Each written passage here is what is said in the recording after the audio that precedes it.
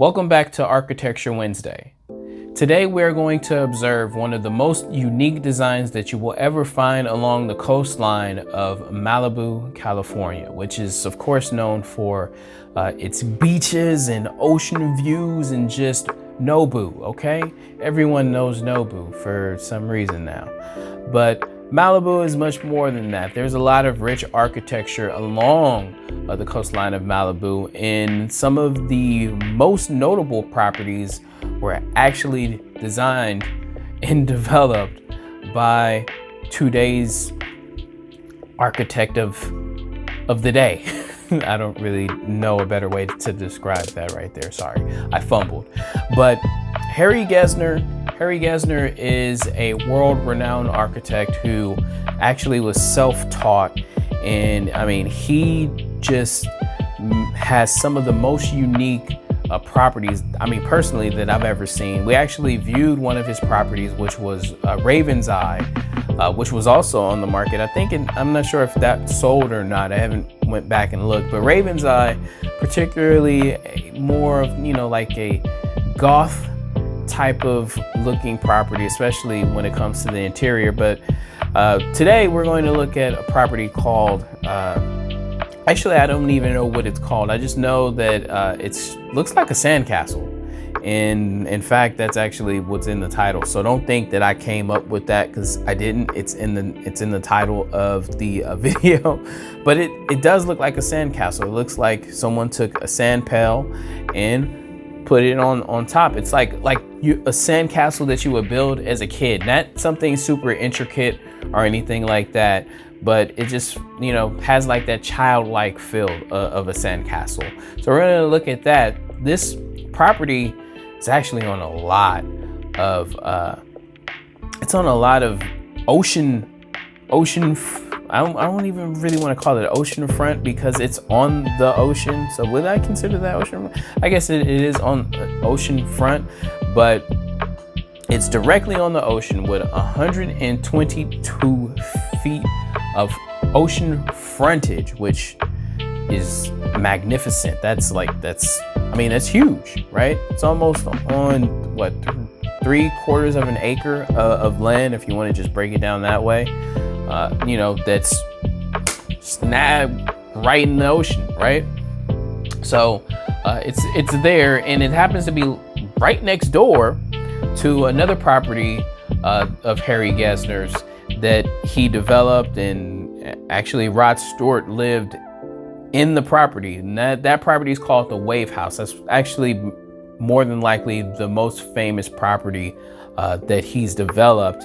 And word is that he was inspired, you know, by the Sydney Orchestra.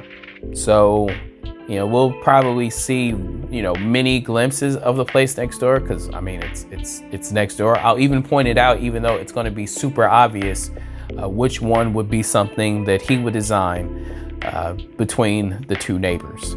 So we're going to check this property out. I believe his son or grandson, it's someone like that, is narrating, you know, the property, you know, narrating and telling us, you know, the stories and things of that nature within the walls of the property. So I'm actually really looking forward to this. So this actually just recently sold at the beginning of the year for $13,500,000. It was originally listed at $27,500,000, you know, and they had a couple different price reductions last year. And I'm the son of Harry Gesner, who's the architect eventually sold of the Sandcastle, 33604 Pacific Coast Highway, Malibu, California. The Sandcastle is a one-of-a-kind structure. My father built it with reclaimed materials. The property has 6 bedrooms. There's 3 in the main sandcastle and 3 in 3 separate apartments surrounding the property. Oh, that's a lot. 122 feet of beach frontage on a very secluded North Malibu Cove. It was the late 60s, and my father proposed to my mother right up there on the bluff and pointed down to this empty lot and said, "Nan, if you marry me, I'll build you your dream house down there." He wanted to build a house that was the ultimate family beach house, something that promoted creative thought,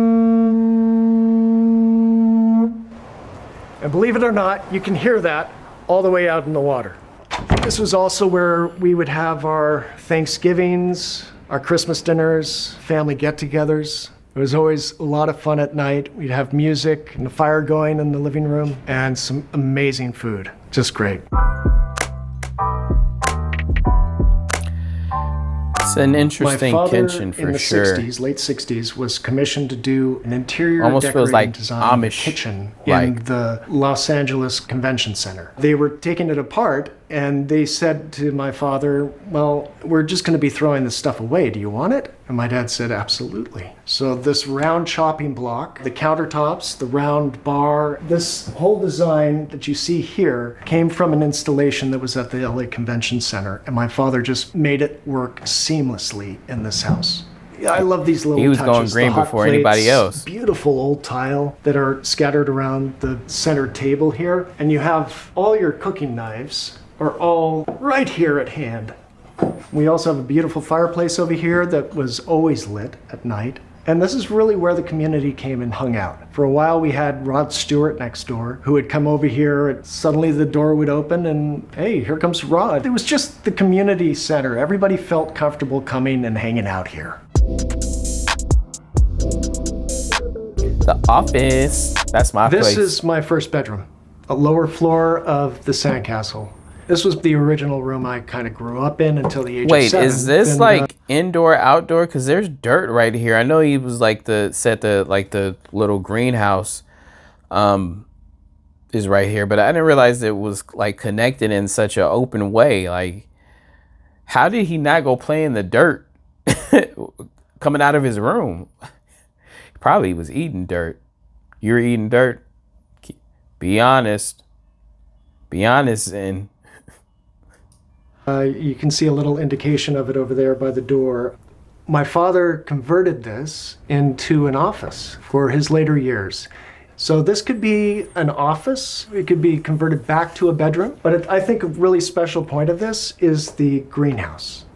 You really feel a connection to nature and having this kind of indoor-outdoor feeling. It's very peaceful, especially in the afternoon when the afternoon sun hits those stained glass windows and just projects all the light and color into the room. It's just gorgeous. Primary suite. Tons of circles. There's circles everywhere, the whole room. The sunken area over here with the primary bed right there. You look up and you have these vaulted ceilings. This beautiful, beautiful circle. This is like so good. I wonder what burning building these came out of. What burning building did these come out of? What cathedral fell down and they're like, hey, you might want this. You might want this, brother. Design. At the top of the staircase, you have this yellow stained glass window that is almost like you're looking through a magical lens. In the primary, you have this great little fireplace, but on the other side of it, you have a daybed that looks out over the entire ocean. Oh, wow. It's where my mother used to read her scripts. It's where I used to just hang out and read books is or draw. making use of the space for sure. Which leads up to my father's design studio. My father used to get up there, up a ladder, and scurry up the ladder through a small hole at the top. One day he was up there designing, and he looked out at the ocean, and he saw a tree floating by. So he jumped on the ladder, came down, grabbed a surfboard, paddled out, and dragged it in to shore.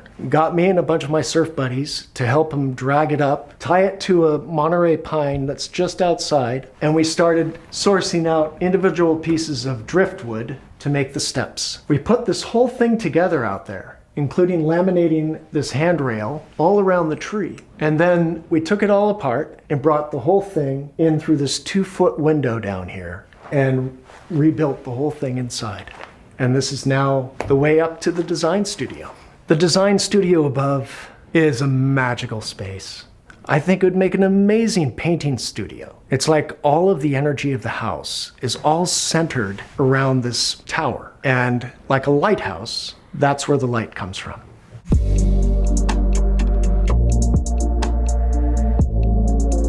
This was one of the places that I spent most of my youth. This backyard patio area with all this reclaimed brick on the ground, we would have amazing parties here. This whole space would just be alive with people and seafood that we had caught out in the kelp bed. This outdoor area here, it really kind of lended itself to being a community center. The shape of the house was very welcoming to people. I think the fact that it was round, unconventional, so creative, it was exciting for people to visit. The kelp forests that are just off the beach are some of the most beautiful in the state of California, full of life.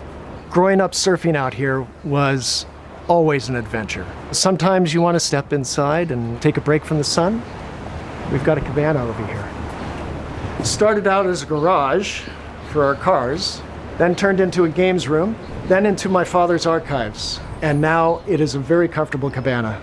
So you surf, you come in for lunch, you have a seat, read a book, and go back out and surf again. It's a good lifestyle. And now I'm gonna take you up above the cabana to the nest. Welcome to the nest. We have a little kitchenette over on this side. This is set up as a recording studio right now because one of my sons is a musician and he's doing a lot of creative work out here. But this is where I spent my youth and my teens. It echoes the same round structure as the main sandcastle. Growing up out here was a bit like Swiss Family Robinson. The fact that my father really built this with his hands and the property evolved every year. There was always something new, something exciting. The stained glass window here, the panels on this door over here, they came from another house that was being demolished. And of course you have this amazing view. When I woke up in the morning as a kid, I had that in front of me. And there's the entire ocean.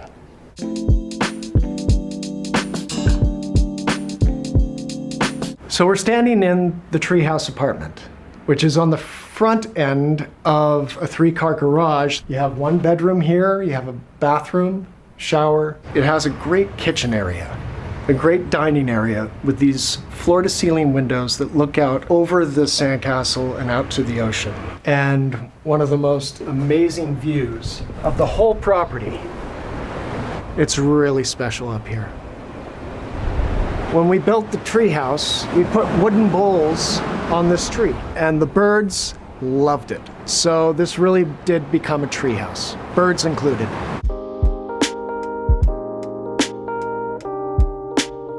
We are in the boathouse. This is a separate apartment, and we are currently standing in the living room area. This is a great, great guest apartment. There's plenty of room for a family to stay here. You have a very comfortable sitting area. You've got a kitchen, you've got a bedroom, and a bathroom with a shower. All filled with beautiful little touches. What was reclaimed in here? Ship All right. that was nothing else decommissioned, reclaimed? and they were tearing it it is. apart and taking all the steel and everything and repurposing that into other boats and ships, except for the portholes that they were just going to throw away. And my father thought that was ridiculous. So Let's use it. He found a way to incorporate it. This mural that's behind it, a family member of ours, she stayed out here for about 2 weeks. We had no idea what she was doing, and basically she left, and when we came up to see the place, it was all painted. Cool. And she did this beautiful undersea mural.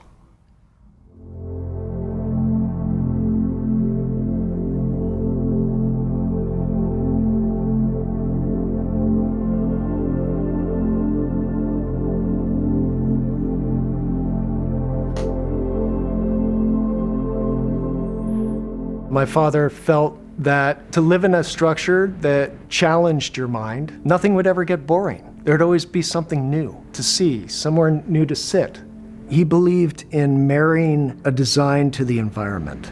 Being on the beach, a sandcastle being pretty much the root of the inspiration for the design, he felt this would fit, and it does. People walk down the driveway, walk into this house, and it takes about 15 minutes and they're changed. And it has to do with the magic that this house creates. It's like you're stepping into another world.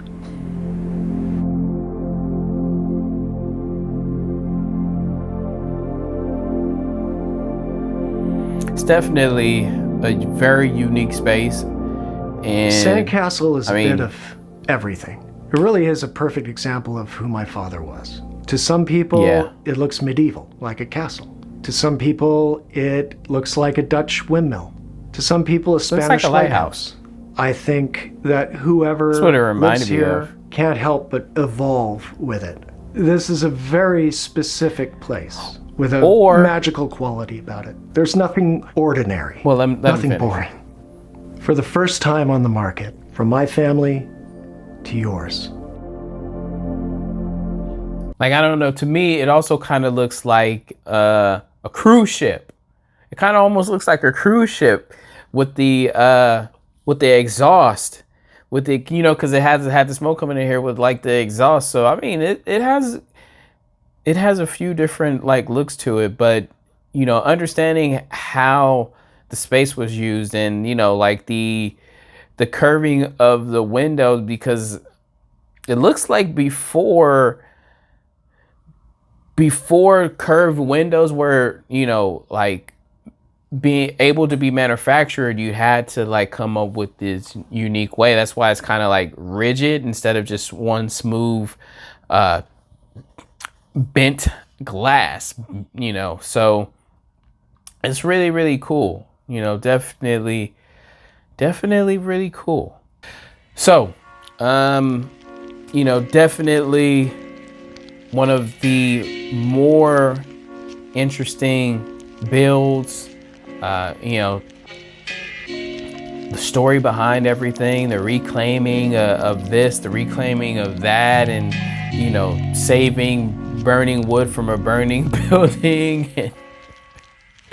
I know I'm kidding, but I just think it's cool because technically that stuff to someone, especially in today's world, you know, that stuff would be considered like no good, right? Damaged goods, and definitely thrown away or maybe recycled, but not repurposed, you know, the way that Harry did. And just thinking about, you know, like all these little small details, you know, and having that mural painted around, you know, to make it feel like it's under the sea, or, you know, like make you feel like a sea diver. Just all these little things. Now, as far as the build, or, you know, the design, 100% the design was the most important thing. And, you know, like how I say sometimes, like especially now, you figure with all the you know, homes being modern, or, you know, for what it's worth, boxes, that it would be really, really easy to make sure the layout of everything was great, versus something like this, you know, with Harry's design, it was more so about the design, and then somehow he made the property feel, I mean, it felt like it worked. Right? It felt like it worked. I mean, this place is not like oversized to begin with, so it's going to feel more like a traditional home where you have a couple of bedrooms, you know, over here, and, you know, like stuff is just like normal, right? It's not a mansion where you're walking so many steps to get to certain spaces, and the center of it all, you have, you know, the kitchen. You know, it's just, it's something to behold. It's definitely something to behold. Yeah, you know, I didn't really know what to expect looking at it, because from the outside looking in, it just looks like, you know, a design that is just completely unique. And, you know, you wouldn't think of telephone poles being used to, you know, bear a load of the house, you know. So it's unique. I mean, and clearly it's a beach house if there was any. It is sand. Basically, it's like sand, right? It's a sand castle, so, you know, sand castle, sand. Yeah, I mean, I think you guys get where I was going there. At least I hope. But yeah, this was that was interesting. I was going to like go towards the end and share this one video that's just kind of irritated the hell out of me. Maybe I'll share it with you guys another time. But no, this is I mean, it's special. That's honestly the best way I could put it. It's special. I really, really hope the people that purchase the property do not tear it down, because it's just a unique piece of architecture for, especially for Malibu today, you know, at the very least. And I don't think you should tear something like this down. I think you should just, you know, preserve it. And I mean, it's gonna be a place that stands the test of time. It's just different, right? It's different. And I mean, the purpose, like having the sole like focus, of course, being the ocean, right? The ocean being the like the primary thing to as a focal point. They just made it work. Now, clearly, there's not a whole lot of rooms inside of the main structure, which is why there's those additional structures on the property, which kind of make up for that. But you know, he built it for himself, and considering that he built it for himself, and we've seen what some of the architectural designs of the homes that the architects lived in themselves, they're usually some of the most unique, and they're really built for the purpose of them. They're not building mansions for themselves. They're building modest homes, you know, even though it's right on the you know, Malibu beach, you know, a beach in Malibu. It's still a modest home in comparison to some of the properties that they build. Like for example, the house next door, like I was saying, Wave House. That property is over 6,400 square feet. So this is a large house. The mansion that he built next door, which was not for himself. So that's just to kind of like give you an example of how modest he went for himself. And you know, sounds like Zen was the only child, because I don't think he mentioned any like siblings or anything. Did I miss that? You guys let me know. Did I miss that? Because I felt like it was just about him and his dad and his mom. Did I get that right? I don't know. But this was Architecture Wednesday. I'll see you guys on the next one. Auf Wiedersehen. Peace.